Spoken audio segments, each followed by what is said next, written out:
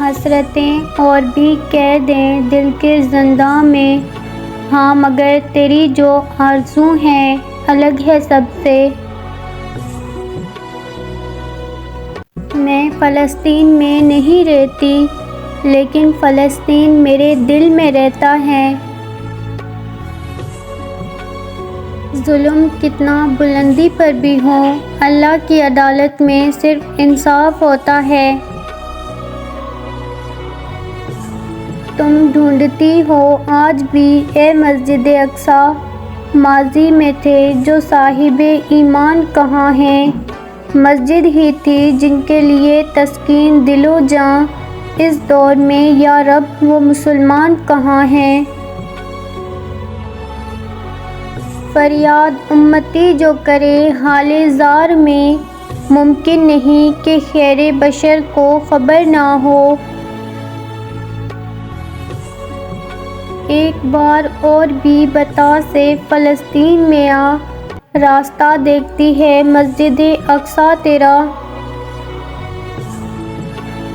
اپنے بچوں کو مسجد اقصیٰ سے محبت کرنا سکھاؤ کہ یہ تمہارا قبلہ اول ہے۔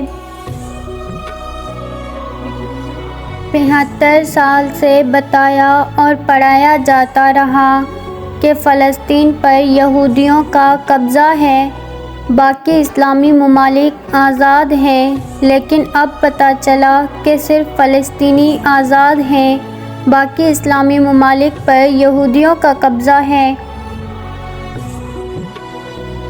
اور جلد ہی اللہ تمہارے لیے ایسا معجزہ بھیجے گا جس کی نہ کوئی حد ہوگی اور نہ ہی کوئی اختتام۔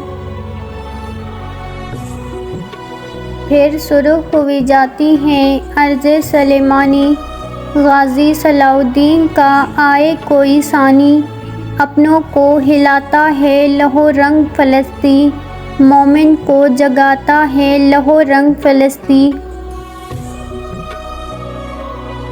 313 کو بدر میں 1000 کے مقابلے میں فتح دینے والے مالک کائنات ذوالجلال فلسطین کی بھی غائبانہ مدد فرما، آمین۔ اگرچہ پت ہے جماعت کی آستینوں میں، مجھے ہے حکم اذان لا الہ الا اللہ۔ ظلم کے پاؤں سے جو پھول مسل جاتے ہیں، خار بن کر وہیں پتھر پہ نکل آتے ہیں۔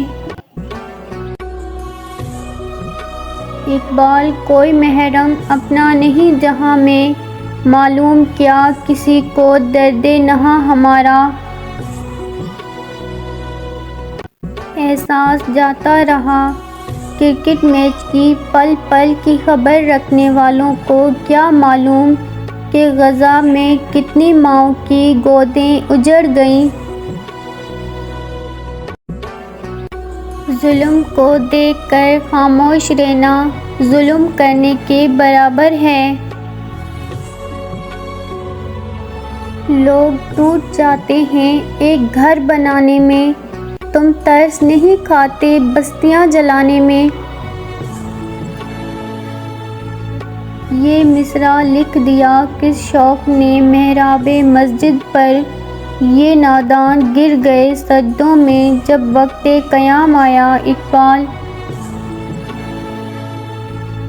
جنگیں مذاق نہیں ہوتی، جنگیں تہذیب ورثہ، خوبصورت پیار محبت، یہاں تک کہ انسانیت بھی کھا جاتی ہیں۔